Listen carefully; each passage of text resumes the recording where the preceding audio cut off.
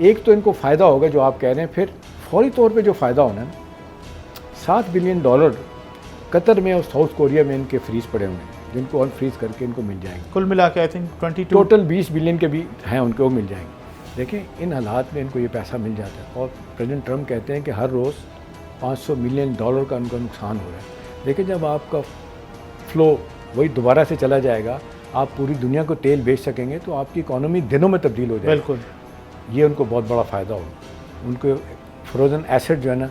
और फिर जो एक अच्छी बात है, आप रोज़ पूछते हैं ना खबर, बड़ी खबर मैं बताऊँ, जो कहा तो कुछ भी नहीं जा सकता कि किसी के मूड का क्या है, लेकिन फील्ड मार्शल ने अमेरिकन से ये अंडरटेकिंग ले ली है कि जी आप अपना मायदे के बाद आप ईरान पे हमला नहीं करेंगे, और आप प्रॉक्सी के तौर पे कहें या आपके गुड ऑफिस से फ़ायदा उठा के इजराइल करता है, ये नहीं करेगा। देखिए ना, अब ये अगर उनको यकीन दहानी सलमान हो जाती है कि हम पे हमला नहीं होगा, तो देखिए आप दोबारा से तैयार हो। लेकिन इसमें सर इसराइल की गारंटी कौन देगा? 2-3 सवाल हैं। नंबर 1, क्या इस तमाम तर सूरत हाल में अगर मुआहदा हो जाता है तो इसराइल की गारंटी कौन देगा? नंबर 2, क्या अमेरिका और ईरान के दरमियान डिप्लोमेटिक रिलेशंस रिज्यूम हो जाएंगे नॉर्मल, जैसे दो मुल्कों के दरमियान होते हैं? नंबर 3, आपकी और मेरी पहले भी बात होती रही है इस हवाले से कि इस तमाम तर सिनेरियो में जब मोस्टली लोग कन्विंस हैं, रिपब्लिकन्स हैं, डेमोक्रेट्स हैं, वो सब जानते हैं, अमेरिका की मैं बात करूँ, कि सदर ट्रम्प को ट्रैप किया गया है, या वो ट्रैप हो गए हैं, या जॉन कैरी भी कह रहा है, फंस गए, हिलरी क्लिंटन भी कह रहे हैं। अब ये इस और अगर कोई नई एडमिनिस्ट्रेशन आती है, अगर डेमोक्रेट्स आ जाते हैं आज से 2 साल बाद, 3 साल बाद, तो क्या अमेरिका और इसराइल के ताल्लुकात पहले जैसे होंगे 28 फरवरी 2026 से पहले जैसे होंगे, या अमेरिका और इसराइल के ताल्लुकात के अंदर भी हम कुछ फ्रीज, कुछ देखिए तब्दीली देखेंगे? मुझे सलमान कोई इसमें किसी तरह का भी मुझे शुबा नहीं है, शक नहीं है कि अब इजराइल के हवाले से अमेरिकन पॉलिसी तब्दील होगी। यहाँ पे मैं एक चीज़, सॉरी आपकी बात काट के ऐड कर रहा हूँ, कल मैंने एक रिपोर्ट देखी जिसमें बताया गया कि अमेरिका के अंदर डेमोक्रेट और रिपब्लिकन दोनों के जो यंग वोटर्स हैं बिलो 50, उनमें और अमेरिका में ओवरऑल जो एडल्ट मेल्स हैं, ख़ास तौर पर उनमें इसराइल की जो एक्सेप्टेंस है वो अब माइनस के अंदर जा रही है। मैं आपको कह रहा हूँ ये इतना ज़्यादा प्रेशर आ जाएगा पॉलिटिकल मॉरल उनके ऊपर कि किसी सूरत में भी कोई एडमिनिस्ट्रेशन इजराइल को सपोर्ट नहीं करेगी। देखें इजराइल सस्टेन कैसे करता है, इजराइल को $3 बिलियन से ज़्यादा हर साल असला भी मिलता है, कैश पैसा भी मिलता है अमेरिकन से।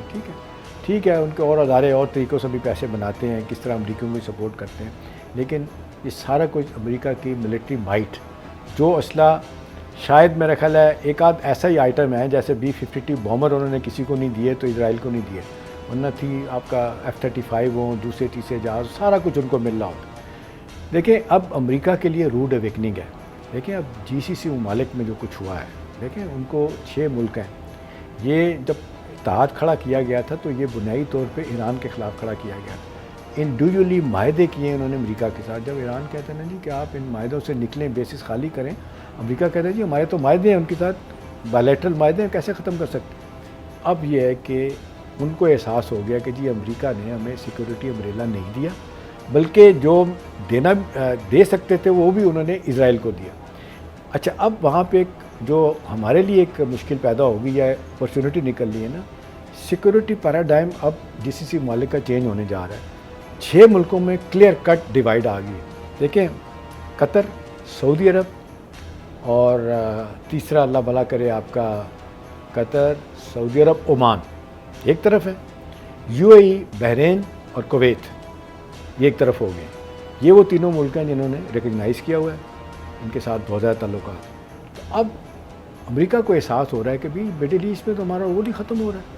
ये पाकिस्तान नेट सिक्योरिटी स्टेबलाइज़र के तौर पे जो मिडल पावर के तौर पे आया है, और आपने देखा हमें ऐसे कोई आपको प्लेट में डाल के कुछ नहीं देता। अभी देखें कल की खबर है कि जिस तरीके से वर्ल्ड बैंक ने पाकिस्तान को एशिया से निकाल के आपने देखा मिडिल ईस्ट और लेटिन नॉर्थ अफ्रीका में डाल दिया, ये अपग्रेडेशन होगी।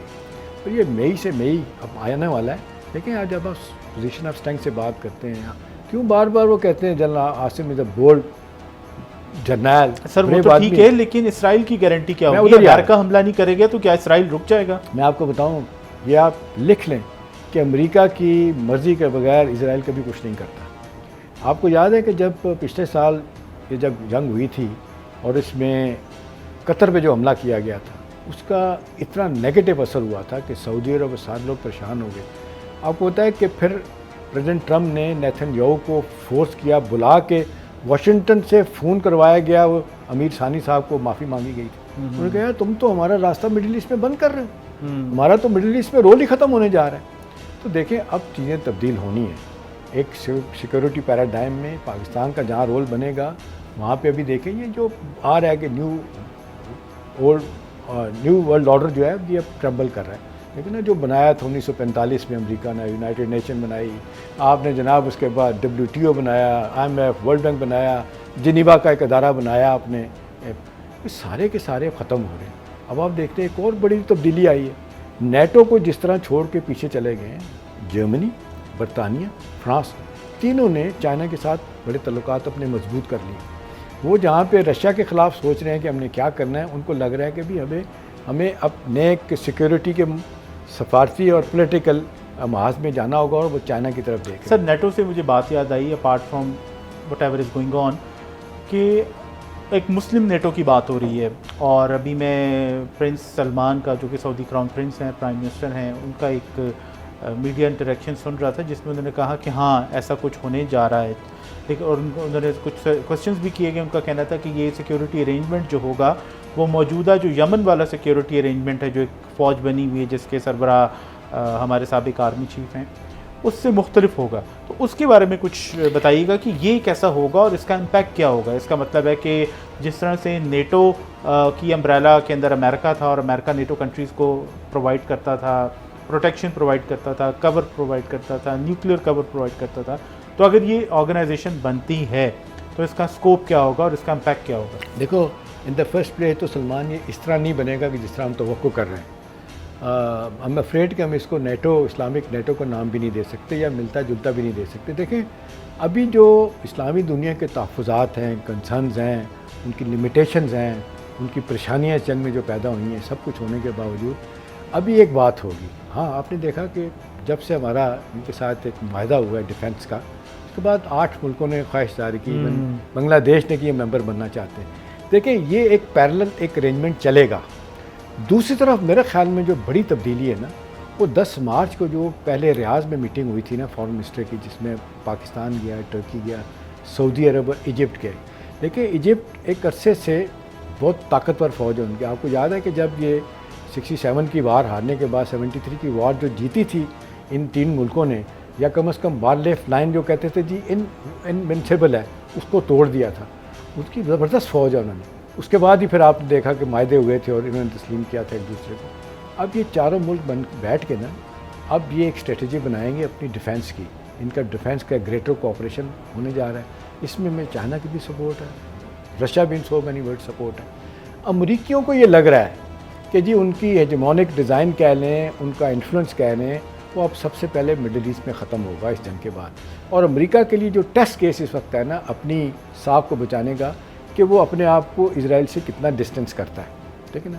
अब ये बात आप भूल जाएं कि जी अब ये एक लंबे अरसे तक वो जो एक ग्रेटर इजराइल बनाने का ख्वाब था ना, वो चकनाचूर हो गया। इनसे टेक्निकल गलतियाँ हुई, गलतियाँ करवाएंगी, जो कुछ भी हुआ प्रोसेस में अमेरिका की बड़ी बदनामी हुई। आज देखिए क्यों लोग कहते हैं कि जी ये अपना militarily America has been defeated, आप you have brought humiliation for the American. अब जंग उसका ना जीतना, ईरान का सर्वाइव कर देना, उनका जंग जीतना है। तो बड़े माइनसेस हैं अमेरिका के लिए। नतीजतन हमारे लिए अपने आप को हमने कैसे पोजीशन करना है, इसके हमें इकोनॉमिक डिविडेंड भी मिलेंगे, सफारती सतह भी मिलेंगे, मिलिटरल भी मिलेंगे। हम अब एक नेट सिक्योरिटी स्टेबलाइज़र और मिडल पावर के तौर पे हम इस्टेब्लिश हो गए। और फिर मुझे कोई इस बात की हैरानगी नहीं होगी कि हमने जितना दानादारी के साथ एक न्यूट्रल इंटरलोक्यूटर के तौर पे सामने आए हैं, इंटरलोक्यूटर के तौर पे। हो सकता है कि दुनिया के और किसी ममालिक में भी इसके कॉन्फ्लिक्ट हो तो हमें लोग बुला सकते हैं, बात कर सकते हैं कि भाई इनका ज़ाती मफाद नहीं था। लेकिन अब एक ग्रेटर पीस के लिए हमने जो वेस्ट एशिया में कोशिश की, इसके समरात जहाँ दुनिया में वहाँ और जाएंगे, हमें भी इसके समरात मिलेंगे। हमारा इन्फ्लुएंस अब आप देखें इस रीजन से बियॉन्ड भी बढ़ेगा। हमारे आप देख लें कि जी हमारे अब अमेरिका के साथ भी तिजारी ताल्लुकात, हमारे यूरोपियन यूनियन के साथ, और ऑन टॉप पे फिर जो अच्छी बात मैं बताऊँ, खबर वाली बात यह है कि हमें अब पैसा कैश नहीं चाहिए। हमें पैसा चाहिए अपने मामला चलाने के लिए कि हमें इन्वेस्टमेंट चाहिए। बिल्कुल ऐसा ही है। इसके लिए हमारे बड़े बड़े जॉइंट वेंचर्स होंगे वेस्ट के अंदर, और शुरू में हमें सऊदी अरब और कतर वगैरह के साथ 20-22 बिलियन डॉलर की इन्वेस्टमेंट ऑलमोस्ट फाइनलाइज हो चुकी है। अब हमारी लगेगी एक नई रिफाइनरी लगेगी। ग्वादर पोर्ट जो कई बरसों Active से होगी। ऑपरेशनल नहीं है उसको पूरी तरह ऑपरेशनल किया जाएगा। 300 जहाज इन दिनों में भी आए, तो हमारे लिए विन विन सिचुएशन जी है। बिल्कुल। आपने सुनी एहतिशाम साहब से बड़ी खबर कि मिडल ईस्ट जो है वो चेंज होने वाला है, किस तरह से चेंज होने वाला है, पाकिस्तान के ताल्लुकात बदलेंगे, उनकी जहत बदलेगी, जो पाकिस्तान, तुर्की, मिस्र और सऊदी अरब का अलाइंस बन रहा है उसके हवाले से आपने बात सुनी कि किस तरह से वो अलाइंस जो है एक नेट सिक्योरिटी स्टेबलाइज़र के तौर पर मिडल ईस्ट में सामने आ रहा है। जी।